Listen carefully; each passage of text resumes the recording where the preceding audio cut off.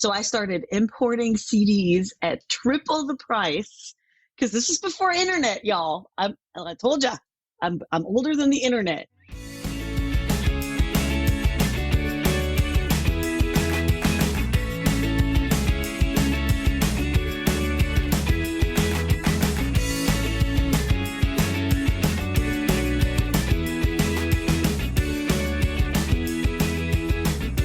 Welcome to the Exploring Washington State podcast. Here's your host, Scott Cowan.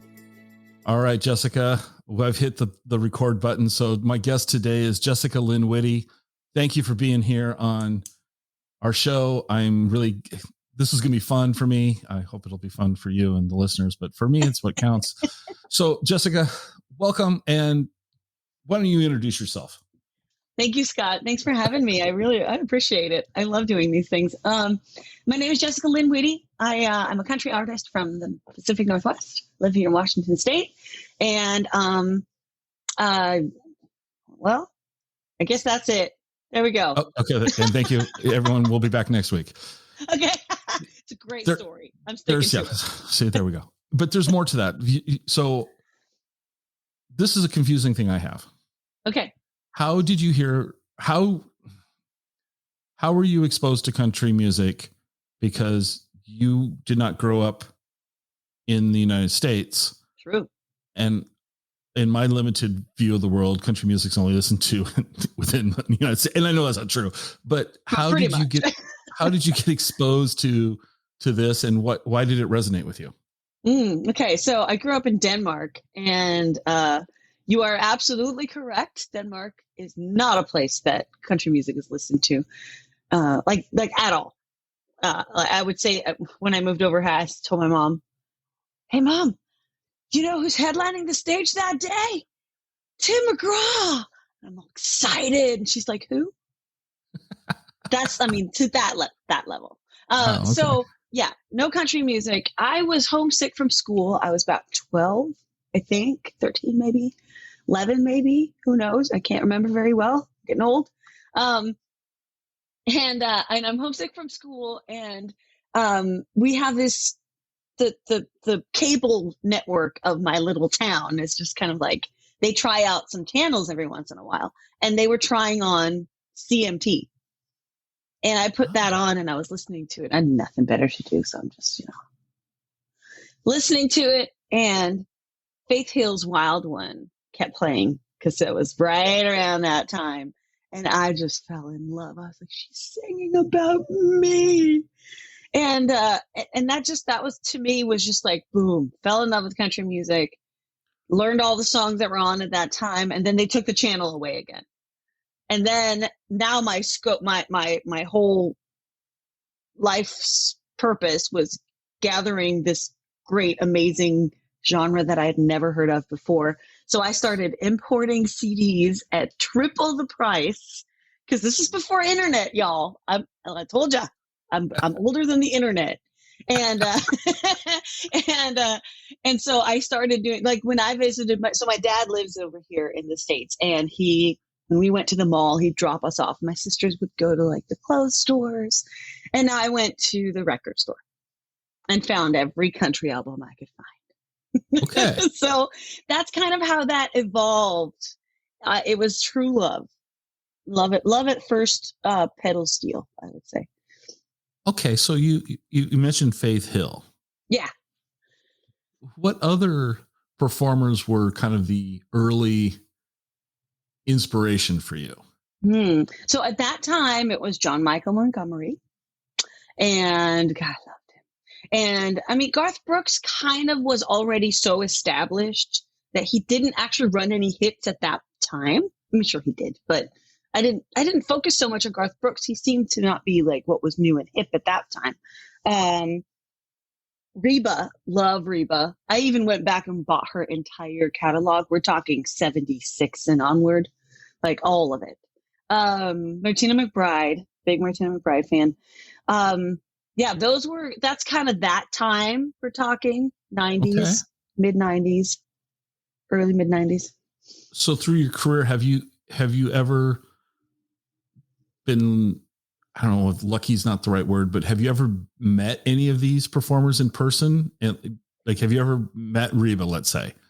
No, I have not met Reba. I haven't met any of those people, but I've opened for some big acts. I've met Trace Adkins, and I was singing, hairbrush singing side states to Diamond Rio. I mean, I've had some great moments. I haven't met the people that actually got me into it, except I have met the songwriters. Okay. And so my biggest hero songwriter in the whole wide world is Gary Burr. And he had, I think, 3-4 cuts on Faith Hill's first album.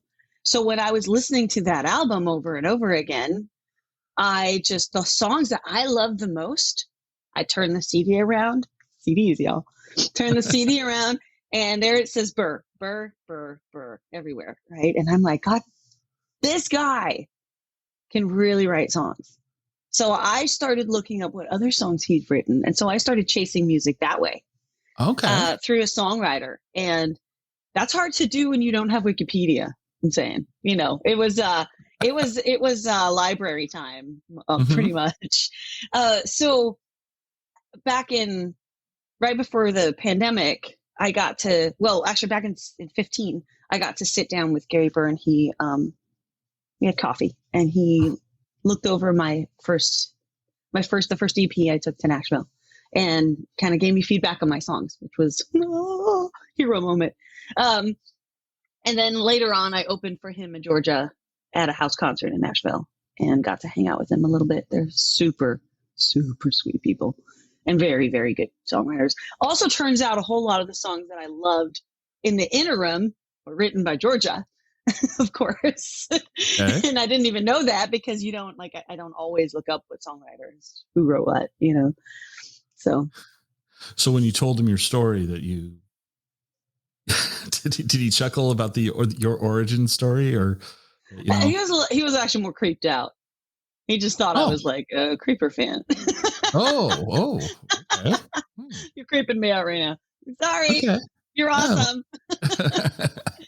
He was chuckling. He was chuckling. Gary's funny though, because even though I don't know how many Danish country singer artists fans he has, but he doesn't seem to remember me every time I meet him. And Georgia goes, "Remember, this is Jessica." So she's my new hero. That's funny. It is funny. I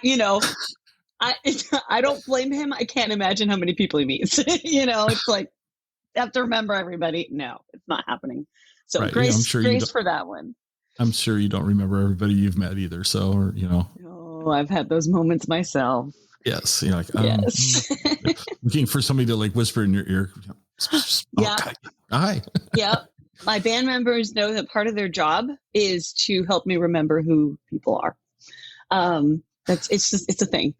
Was that part of the when they tried out, you gave them photos of people and say, "Who is this?" And who is that? I know so much that you could play. I want you to remember this face so that you can tell me in 3 days. It's more of a tactic. If I say hi, and I don't introduce them, they come over and say, and then I get the name, and then I use the name going forward. So perfect. That's actually very smart. It is, and we Ray and I do it too.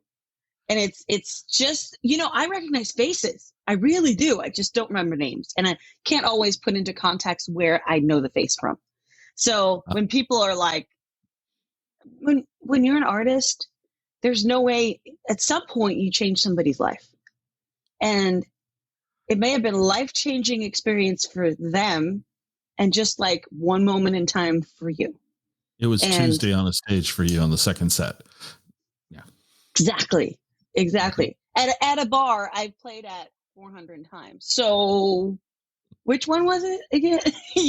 So it's understandable that you get to that point, but it is, I try my very best to remember people, but I also have a fail-safe, knowing that the people around me want to help carry me through and want to not hurt these people's feelings. This is very important.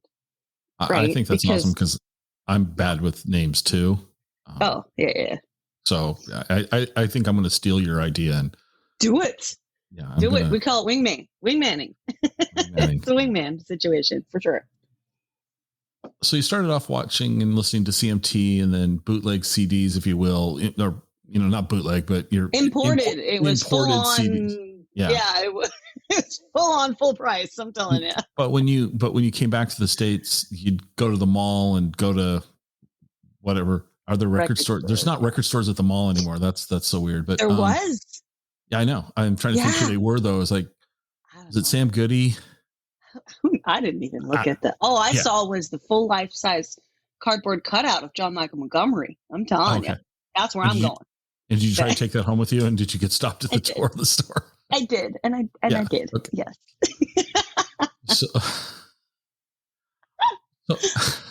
So am I derailing you? Well, in a great way. Good. When did you start performing? Oh, are we counting when I was running up as a 5-year-old, running up and down the aisle of an airplane, asking people if I could sing for them? Or when did I start performing with permission? With permission.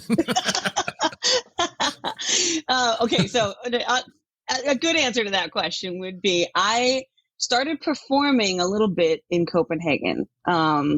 I never performed as a child or as a young adult because my strict religious upbringing just was not combinable with that. And I still was trying to fit into that world.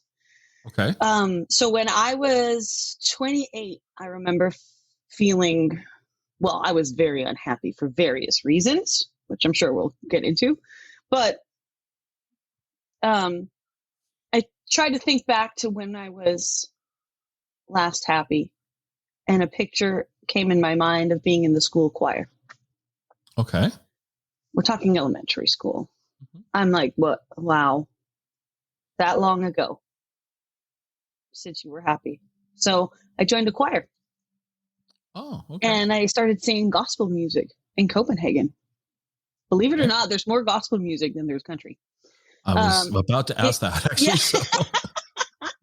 And so I joined another gospel. I had 2 gospel choirs going at the same time because I got hungry. I just could not get enough. I worked on my voice. I worked on technique because I started getting hoarse and trying to figure out how do you do that without, damaging your vocal cords. And joined a couple cover bands as it went on. And finally, I just had to admit that my first and true love is country music. And there's no way I can make a career of that here, in Denmark. That was just not happening. So I decided to move to the States. I've always been a dual citizen, so that's an easier choice than for most people. It's very, very hard to move either from the States to Europe or from Europe to the States. Yes. So. Yes, I understand. So, my daughter lives in Austria, so I get that. Yeah. Because I had a friend come with me who's been singing with me in my band in Circa, and she's an amazing singer. And she visited me over here and was really wanting to move here and could not it just was not happening. There's just no way they give you any visas unless you're married, pretty much. Luckily, she did find someone. Oh, okay. Yeah. So when you moved to the States, did you move to Washington or? Yep. Okay. It was actually going to be a stepping stone to moving to Nashville because that's where I figured I belong. And I do, to a degree. I spent a lot of time there, I will say. But I basically moved in with my dad for 3 months until I found a job. It's kind of weird to move here without any history. Because, you look up a credit history of a 30-year-old person, there should be something, right? It's kind of a red flag when there isn't anything. So that was kind of weird. But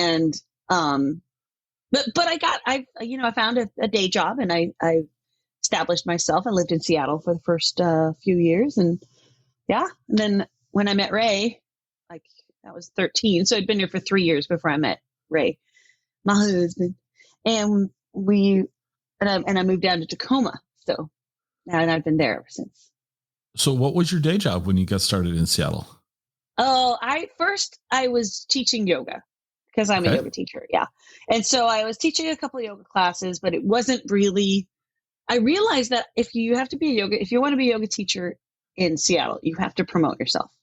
And it's your job to get people into those classes. Well, if I'm going to promote that and music, that's too much promoting. So I decided I needed to do something else. So I tried for everything.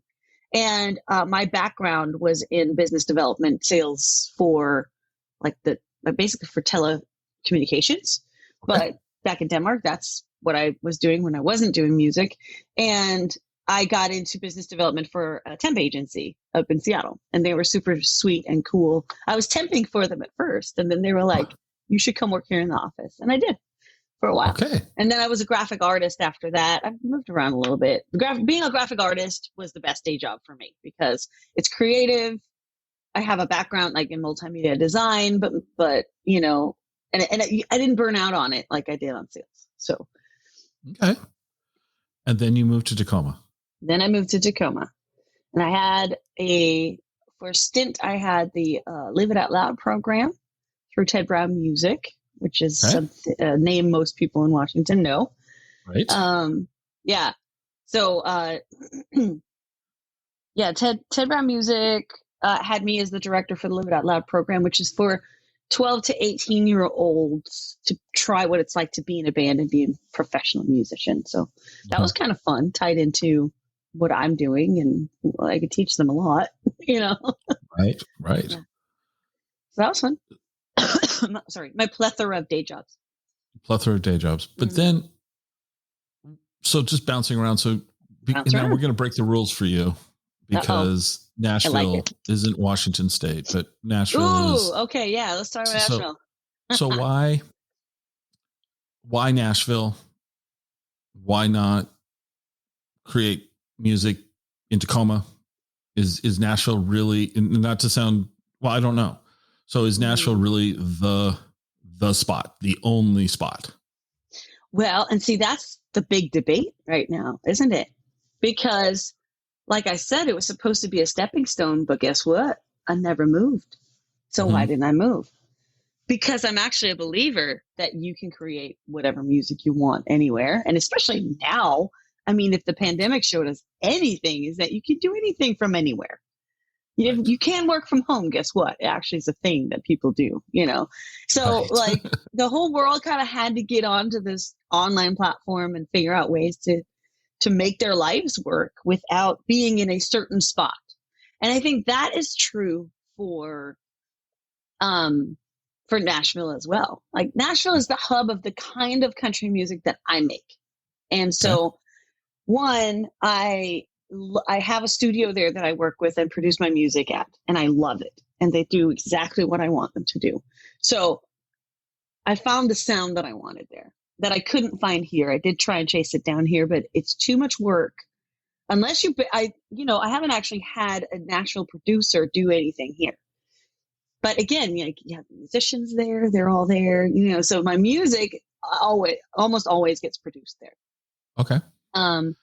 My agent is in Nashville. My publicist is in Nashville. So all my people are in Nashville, hence I spend a lot of time there. And there's one thing about Nashville that Seattle area, whatever, this corner up here doesn't have, and it's accessibility to the rest to a huge scene around it.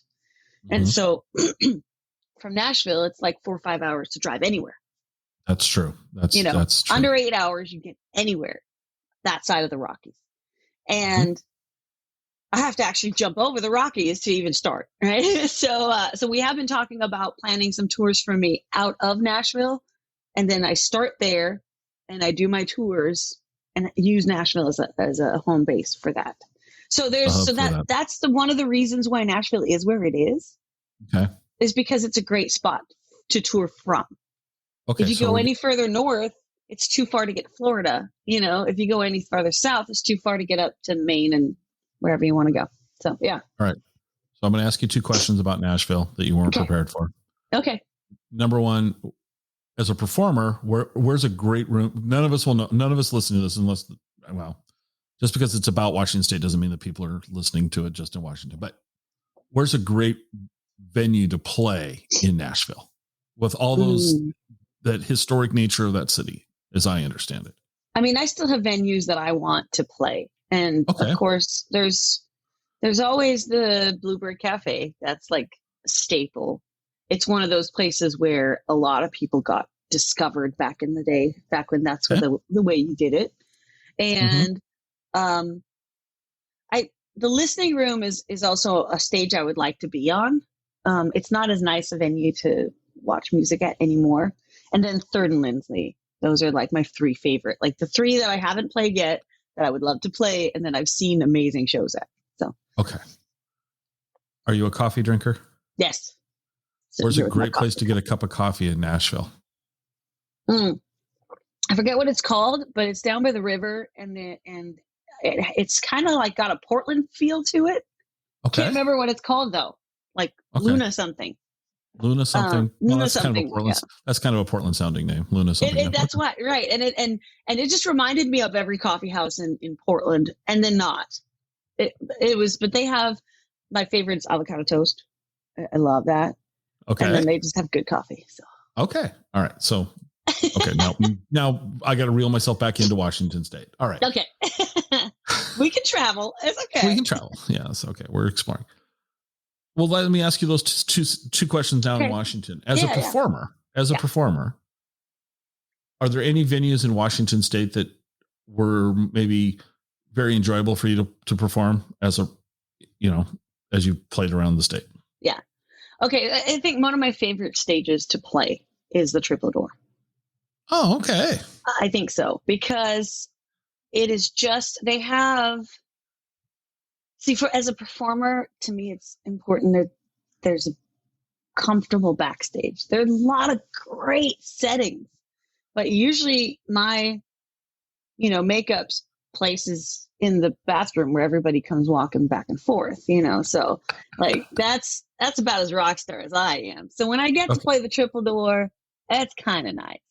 Okay. And I've played there many times, only a few times under my own name as like my show, co-billing with other people. But mostly I play the Patsy Cline show there. Oh, okay. Yeah. And it incidentally is also a place I love to watch a show because it's dinner and that's part two of the question. Yeah. Okay. All right. But besides the Triple Door, yeah, that's right. You're fine. Yeah. Besides the Triple Door, though, because that's a venue that a lot of people name. A lot of people name the Triple Door. Yeah. For watching performances, besides the Triple Door, is there another venue that you think is a great place to go see an act? Yeah, I mean, there's lots of places, but for me, it's just as much about the act. Right? It's like I'll go wherever the people I want to see are, and if it's a great venue or not a great venue doesn't really necessarily influence my decision. But wouldn't you like, and I'll just pick Garth Brooks because that's a big name. Wouldn't you rather see Garth Brooks in a small venue than at the football stadium? Oh, absolutely. God. Yeah. So if I had a couple thousand for the tickets, sure. Well, they'd be a couple thousand for the tickets at CenturyLink too. No, absolutely. Well, yeah, so that's true. Exactly. Okay. Well, I actually do have one, a place that I love that I was blown away with. It wasn't as comfortable seating wise, but the beauty of the venue, the Abbey up in Seattle. The Abbey. I've not heard of that. Oh, yeah. The Abbey. There are two venues in there. There's the upstairs and the downstairs. Downstairs is kind of like a basement nook. It's cute, but nothing special. Upstairs, you have the Abbey vaulted ceilings, and it's a hard room to dial in though because it's so boomy. So anything acoustic in there, anything soft will sound really nice. Okay. So yeah, that's a really cute little place that I love. Quirky places like that where it's like a church turned into a venue, or So yeah, look at the Abbey. Okay, excellent. That's these episodes are more for me finding places to go and things to do myself. So it's all about Scott. But we're bouncing around, and let's come back to your music, because currently it looks like you're releasing a single a month. Yes, I am. You said you didn't do any homework. Come on. Well, I didn't do as much as I'd like to. Oh, okay. And let's be honest, Ray told me a lot of this stuff. Well, he did say he talked a lot about me. I'm like, Ray, So explain to me, what was the motivation? Was the pandemic the motivation for a single a month? Because absolutely, we're going to go stir crazy and we just need to be creative. Yeah. Well, not so much that. For me, it's like, I didn't want to be one of those artists that just disappeared during the pandemic because, oh, well, right. I'm like, and when people said, yeah, 2 weeks, I was like, that's not going to happen. So people are like, yeah, we can do live streams for 2 weeks, or okay, 2 months. Okay. Nah, I had this feeling it was going to last a lot longer. And I've looked at it more as an opportunity to dive into things that I had been wanting to do, but hadn't had the time for. So one of them was producing and recording and writing more music, to keep putting more music out. And my publicist was like, yay, because she loves having new stuff to push to people all the time. Right. And then I was going to do one every other month. And I have a coach too. So we talked things through, and she was like, I think you can do one a month. And I'm like, okay. I bit over a little more than I could chew, but it's fun. I do have the songs. They're all ready to go. And I've been trying to match it with a music video every time as well, that's a lot to do. Well, thank you for bringing that up, because that was my next question is the whole video intimidates me. The idea of producing it and the editing and et cetera, et cetera. I just think it's this massive amount of work. So how are you accomplishing this? Are you guys doing the videos yourselves? Are you okay? Yep. It's, so again, pandemic, thank you very much. I have planned video shoots for the last 6 years because I did one in 15, right? I think it was 15, the Calling Me Home. And it won Audience Choice Award at the Seattle Short Film and everything. So it was kind of a big deal. I mean, it was a great video. It was really well done. We had a crew of 23 coming in on the big day. And I was so overwhelmed after that experience that I felt like I could never do videos again, because one, it costs so much. And two, how do they make their money back? Like, they don't. There's no return on investment. And as an entrepreneur, that's just like mind blowing to me. Unless it's one of those things where you just know, it's one of those, it's kind of like PR. You don't know when it's going to pay off, right? You can't measure it. It's unmeasurable. And I hate unmeasurable things. So anyway, fast forward to pandemic. I have all these plans for all these video shoots. And I finally told Tanya's my video girl. And finally told her, I said, girl, your brother works at this place, the fairgrounds that we filmed the first one at. Can we get in while it's closed and just walk around? She was like, I'll figure out. And then we just went there, because I sing something about a roller coaster in that song. And that got her thinking. And she was like, let's, okay, that sounds like, let's try that. And we grabbed my iPhone, which has a really good camera, and one of those selfie sticks. And she filmed. And my friend Brian, which you've seen on the Honky Tonk Happy Hour, he was the cue music. And I sped up the song appropriately, like they do. So you speed up the song, you sing it really fast, you slow down the footage and match it to the song. And it looks like you have this like soft way of singing.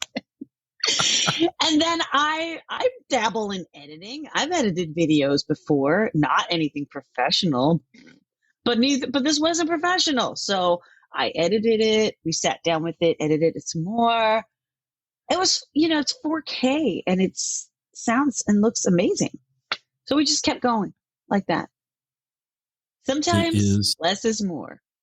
It is amazing that those little devices we carry in our pockets are so amazingly powerful. And anyway, I remember I had like a DV camera, like one of those little camcorders. And I figured, oh yeah, no, if I want good quality, blah, blah, I was holding on to it until I realized that my phone was better than that one. And then I finally tossed it. Right. Yeah, no, it's just amazing. Crazy. So, I mean, I know it's not like, $1,000 budgets or anything like that. We just do it. And so we have visuals for and this last time. So Tanya was supposed to help me with Beer Run, which is my next release. And this last one, I was like, well, she ended up getting COVID. So she was in quarantine. It's like, darn it. So I asked Brian again. He has a drone. I said, let's go to a farm. I know a girl, she has some horses. Let's do full on country. I'm going to wear a floral dress and all. I hate that stuff. I never do that stuff. But I did, and we did, and it looks amazing, and I'm editing it right now. So I'm going to go back a song.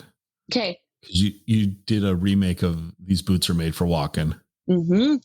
And really what I want to know is, where did you find the jacket and the glasses?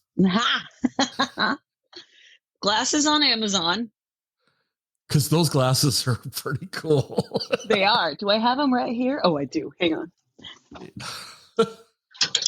Okay, I'll wear these as we talk about These Boots Are Made for Walking. Here we go. All right. Yeah. And where did you find that jacket? Was that Amazon too? Yeah, it was. Really? Okay. But I ordered like 5 fur jackets, faux fur, and I got and I tried them all on, and this was the only one I liked, the calico one. I still have it too. Sometimes I don't like I don't want to ever be that person that buys something for a photo shoot and then doesn't remove the tag. But I don't have a big budget, so right. Sometimes I do. This one I'm keeping because I like it. Well, who did the graphics for this? I did. Did you? Yeah. So Photos by Barbara Potter.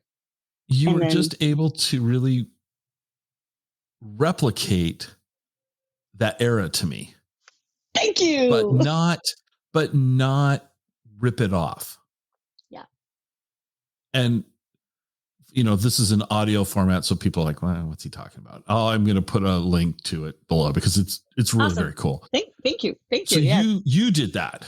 I do most of my graphics. I do have my friend, my best friend, one of my best friends is a graphic artist as well.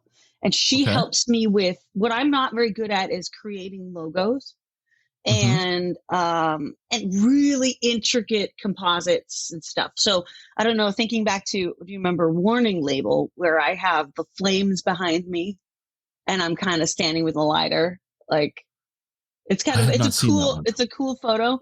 But Barbara took the photo and Jackie, my friend, put the flames behind me because I just wasn't comfortable. I couldn't figure out how to make flames look realistic. So, and you just didn't want to stand with flames behind you that was the other option, of course. Fire extinguisher at the ready. But we actually had to think about that in These Boots Are Made for Walking, because the other Jessica, who's the one throwing out all this stuff in the video, she had to like flick the cigarette into the barrel. And we were like, how do we show that she's actually burning his stuff, but without it actually going up in flames, because we didn't want a fire hazard and we didn't want liability and all that stuff. So it was like kind of interesting. We just toppled the lid so that it was like a little bowl, put a little water in there, and she could like flick to her heart's content. Until she got the shot. So we got the shot. Yeah, exactly. So, yeah, I do most of my graphics, like the easier stuff, as in, well, I did make a composite this time because the on the cover for These Boots Are Made for Walking, there's like a blurry picture of me walking and then it turns into me actually walking. Yes. I did do that. Okay. So I can do something. No, that really evokes that period of time. It just really, really did. So you're releasing, like we've said, a song in video monthly. Yeah. Will you I hate to use the word album because that just makes me sound older than I am even, but will these be released in some packaging or? Yes. Yeah. Okay. And I use the word album all the time, so you're in good company.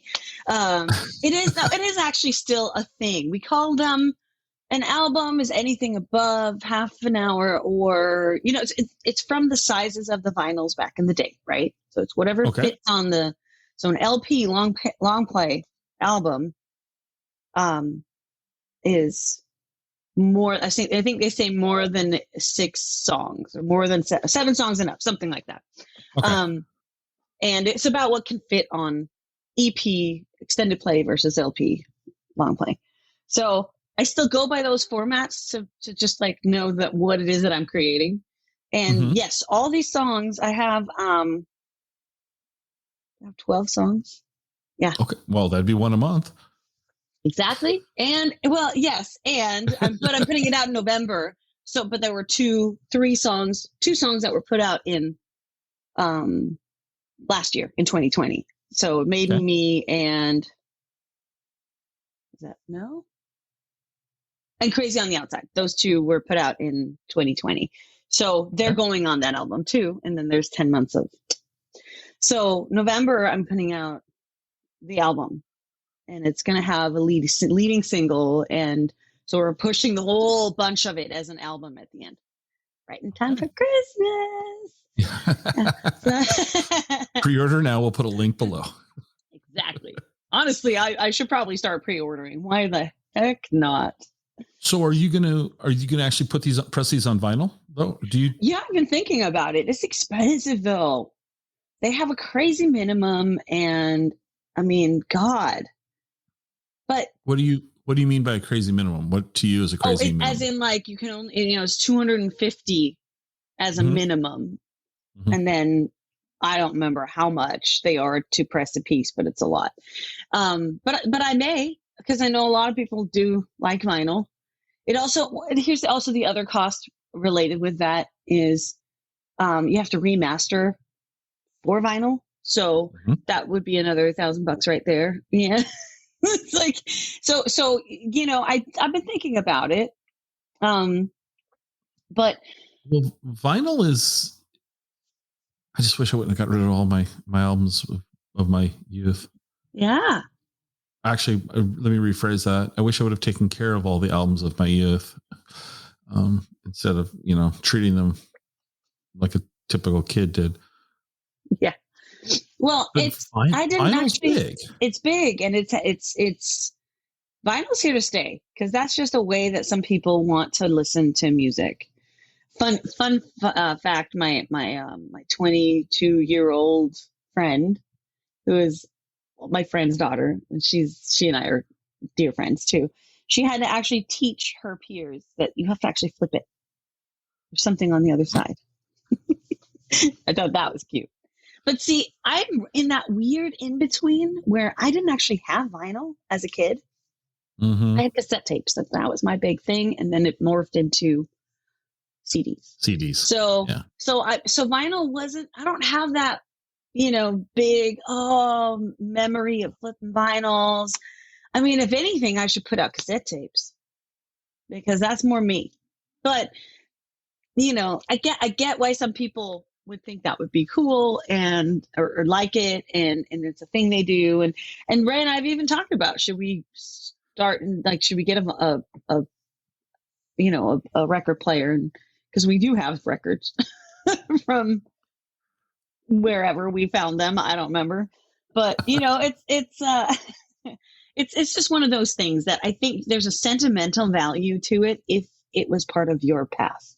And it wasn't part of mine, so I have not been prioritizing it. I think that's probably the biggest thing for me. I think for me, the reason that albums versus cassettes are the same thing. Okay, so going back to my youth, and I'll just say, an album that everybody's heard of would be like Pink Floyd's Dark Side of the Moon. I mean, everybody that's alive and listening to this episode's heard that album. Whether they like it or not is irrelevant, but we've all heard it. Yeah. In my opinion, that album was designed to be listened from start to finish. Yeah. And an album's much harder for me to jump tracks on versus a cassette I can hit fast forward. if I don't like that song, Sure. and I go through. So for an album is a different listening experience. Not everything would be better on vinyl for me, but yeah, an album like that would be awesome to, put on, listen, flip it over, listen, be done. I do think about the order of the songs though. Like that's different from a concept album that needs to kind of go from start. It's like an experience, but I do think about how, if someone puts on my album, whatever form it ends up coming out, even if they just push play on Spotify, listen in order. Right. I do think about what order the songs come in though. I actually think about that a lot. Like that's where I do feel like it's my responsibility to take people on some sort of journey through my music. So I still think that is important. And I spent a lot of time, even as a kid, I was thinking about this stuff because I've always wanted to do this. I've always wanted to be a singer. I've always wanted to be an artist. And I even thought about like, what number is the hit on the CD? Like that, like what number in the, and they're off. They're very rarely the first one and they're very rarely the last one. And then there's something about 2, 3, 7, 8, something in there. I looked at that and I listened to that and I compared albums, like where did they put them? And then also never put anything next to each other in the same key and have it interspersed with fast tempo, slow tempo in a certain way. Not necessarily switch it up all the time. Sometimes, well, I can't because I have way too many up-tempo songs. So, but striking it where the ballads come in, and do you end on this like with like a 10, or do you bring them all the way down with a ballad at the end? Like that's that kind of stuff. So that's how I build my set lists too when I play live. So it's like, think about this stuff, right? Okay. All right. Mm-hmm. Huh. You threw me with the set list because, the album thing I've thought about, like, hey, how do you do this? But a set list, it's more like, I guess that makes sense. So how do you want the audience I put even react? more work into. Yeah. Do you want to give the audience a break here so they can, go get another beer or? Yeah, no, it's my job to never give them a break. Okay. I heard Reba. So I took Reba's masterclass actually, and I heard her talk about how she put her set list together. And I think this is a little unfair. I don't actually agree with her on this, but I'm going to repeat what she said anyway. She said she would be watching the audience as they were going through their set list. And if one song, I think it had to be more than just one show. But if she started seeing more people kind of get up and go to the bathrooms during one of their songs, that song was out. And something else had to come in.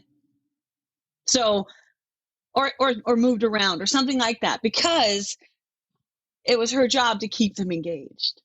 That's how she was looking at it. And I think it's unfair to say just because that's the time of the night when people want to go to the bathroom, is like maybe that's a little much, but that if they're all doing it at the same time, then maybe there's something about that song.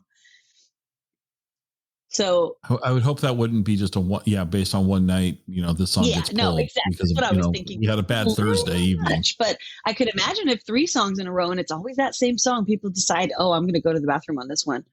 Yeah. Why have it in there then?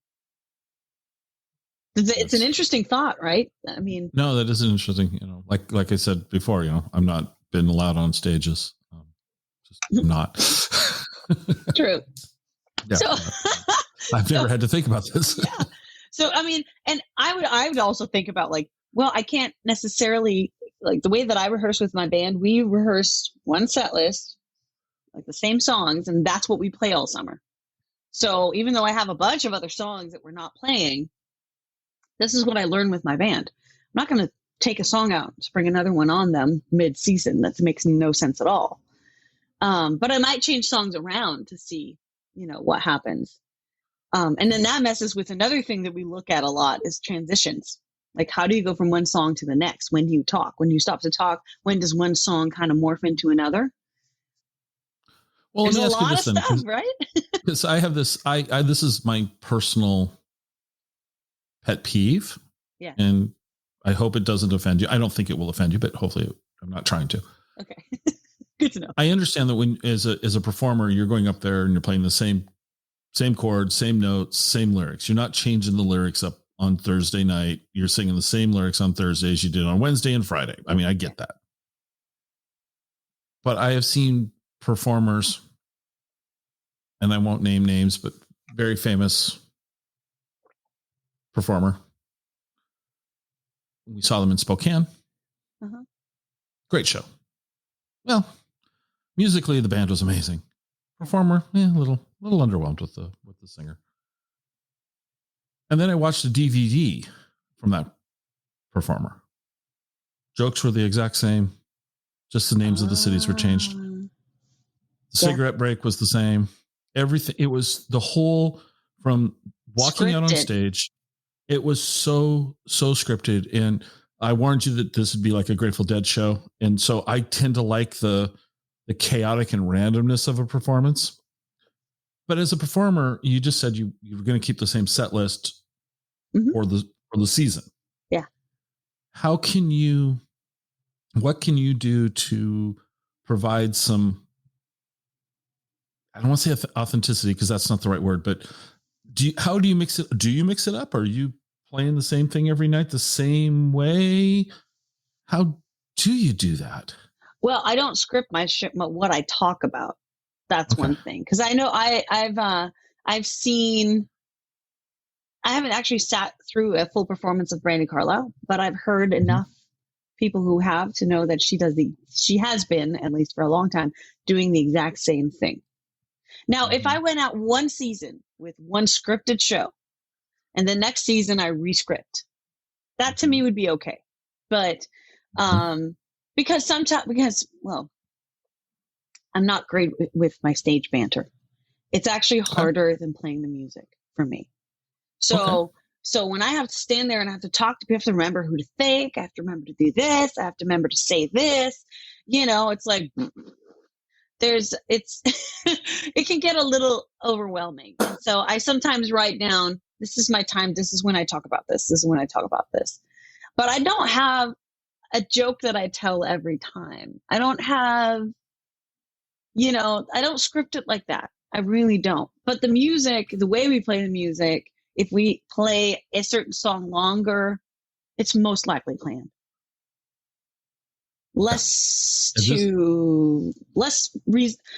opportunities for us to fall flat on our butts. Mm-hmm. Yeah, this one I'm referencing was so, it was so scripted. I mean, and there was a lot of multimedia going on, and I get that if you're going to have multimedia behind you, you can't go, off script and have that sync up. True. But I one time I saw the Grateful Dead play down in Eugene, and the opening band was Little Feat. Mm-hmm. And saw them for 2 nights in a row, and Little Feat's sets were the exact same both days in a row with the same jokes. And it was like, see, and this is the thing. Sorry, I would go back for the same music, but the same jokes, that would annoy me.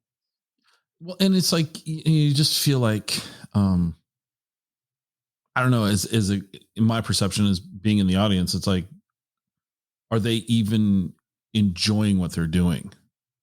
Because I know it's work. I know, I don't know. I believe, based on all my friends that are musicians, they keep telling me how hard this is and that it's work. It's not just fun. Yeah. And so I get it. But for me, I'd want to be able to somehow find some connection with the audience differently, I guess. And maybe I'm completely wrong, because like I said, I'm not allowed on stages, so I don't know. I think it's to each their own. If you look at, I mean, from my perspective, I think it would bore me to script my show out completely, say the same things in the same way. Then I might as well be in theater, right? Yeah. I mean, then I might as well be if I'm going to have a script and adhere to it. I'm no actor. I'm then not good at that.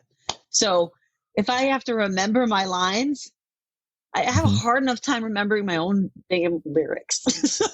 So if I also have to remember lines, no. And it takes that, to me, it would take the connection away from being able to communicate directly with who's in the audience rather than just saying something out to a crowd. Right. But I will also say that for some people, I think it can take that pressure away and actually help them enjoy what they're doing. Because, like I said, stage banter can be really, really, really hard to do. And you don't want moments of silence. That's the worst. So, yeah. So there might I appreciate that. It's just a thought that might be why, you know, I hadn't thought about it that way. Do it. Yeah. I hadn't thought about it that way. Takes the pressure off. They don't have to come up with new stuff every time. Okay. Yeah. So, well, speaking of new stuff. Yeah. You have a new song coming out here Friday before this episode is released, but after we're recording it. So why don't you tell us a little bit about the new song? Sure. So this is a song that is very country this time. Like there's fiddles and all sorts of stuff going on in there. It's got a little swing to it. This is a song about domestic abuse, actually. And that's a cause that's really close to my heart. I was in an abusive relationship once. And this, think Thelma and Louise or Goodbye Earl, depending on which suits your fancy. It's that kind of song. So it's a little tongue-in-cheek. It's a little light on a very deep subject. Okay. So it's called Beer Run. And the scope of it is he went on a beer run and never came home. That's the story we're telling. So that's the idea, right? So it's those tight-knit girlfriends that finally decide in one way or another to get rid of the abusive husband or whatever. So so it's kind of, that's my Goodbye Earl song. So like my version of that. And I want to say I do not condone murder. So that's, not what we're talking about. But is it? Gotcha. Yeah. So it's as far as you can possibly go, I think, in a country song. And proceeds from this song will be going to a domestic violence charity. Oh, very nice. Yeah. Because I want to make sure that I do something. Well, it's an opportunity for me to do something with that song and put some focus on domestic abuse. So. And you're going to have a video for this as well? Yes. This is the farm one. oh, that's right. The farm. That's right. Okay. And so this will be released at the same time the single is released. Hopefully. I'm right now editing it. And if I don't make it on time, I am not going to push myself. So the plan is to put it out on Friday, but I might wait another week, just depending on where I'm at in the process. Like I said, like we kind of had to find another way around this video. So it's a little later than the others. In either case. Yeah. Both the video and the song will be released when this episode goes live. So we'll put a link below somewhere on the page. Yeah. They can listen to that'd be cool. So normally we'd love to ask people, but we kind of skipped around. We let you talk about Nashville, but when you're not doing music, what do you like to do and things around the Tacoma area? Yeah. Yeah. What else do you do? What else do I do? Actually, I spend a lot of time at home. I like cooking and I like, fixing up my little garden. We have what we call the WTCL, the White Trash Cigar Lounge out back. And it's a Walmart tent with, plastic chairs. So it's very, very high end. And, and we sit there a lot and just, we have our friends come over and we sit and talk and just lots of conversations. Yeah. Well, that's kind of a spin on your YouTube channel stuff. The Honky Tonk Happy Hour, which is the White Trash Wine Lounge, which is so we just put WT in front of everything in this house. It's great. Gotcha. Okay. Gotcha. So it started with the cigar lounge out back because Ray smokes cigars and he loves smoking cigars, and Brian, our roommate, smokes cigars, and it's kind of like how we used to hang out at Smokey Joe's a lot. Okay. Do you know where that is? On top of BJ's Bingo down in Fife. Yeah. Okay. So there's like a little, it used to be kind of hidden, and it was not very fancy, and it was not very big. And we would hang out there all the time. And that was before we started really like hanging out in our backyard. We don't go there as much anymore. It's just like the clientele has changed, and they've opened it up, and there's a lot more room, and they're opening up even more, and there's going to be a steakhouse and all sorts of stuff, which is might be fun to come back to. But that used to be our spot. So after a after a show, if we were playing a show, we'd all meet up there afterwards. So that's kind of like was like our thing. And after the pandemic, all that stuff just was kind of like, now what, So right. I don't even know where I like to hang out in Tacoma anymore, because we haven't been able to, right? Right. That's very true. And Tacoma's changed so much in the last few years. Yeah. I do like McMinimans though. The new McMinimans, it's nice. I have not been in there yet. And I grew up in Tacoma. And so that, the Elks Lodge and the Old City Hall they're such cool buildings. They are. I'm glad they saved it. Yes. I'm really looking forward to getting over there and taking a look at it. I just haven't done that yet. Yeah. So we'll wrap this up so we can get you back to video editing. Yeah. I need to finish that video. Where can people find out more about you? Where can they listen to your music? And I'll let you promo time. Go for it. Promo time. Shameless self-promotion. Here we go. There we go. So if you go to jessicalynwitty.com, you can basically find everything from there. But I am on Spotify, Apple Music, YouTube. I even have a Patreon, which is a membership platform where you get all the behind the scenes stuff, and you get to hear all my music beforehand and stuff like that. So that's fun. And then of course we have the Rebels fan club group on Facebook. So it's Jessica Lynne Witty's Rebels. So you can find it all there. Elaborate on that. I'm not, like I said, I didn't do research before. So you threw me. Oh yeah. So what is this? Oh, actually, I thought you knew because you mentioned the Honky Tonk Happy Hour, which is where we used to do the Honky Tonk Happy Hours on that group. So I'm on your page on Facebook, and you've got this Honky Tonk Happy Hour now is live on YouTube. So I went and was watching it. So that's how I found out. Okay. Gotcha. Okay. So we morphed over to YouTube and Twitch on that. So but the group still exists. So I have just a Facebook group where you just have to request to join. It's free, and where you can kind of like, I'm a little more active in there, talking to people and sharing everything. So yeah, it's fun. Right. Well, thank you so much for being on. This was great.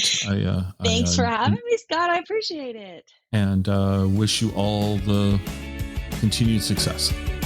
Thank you so much.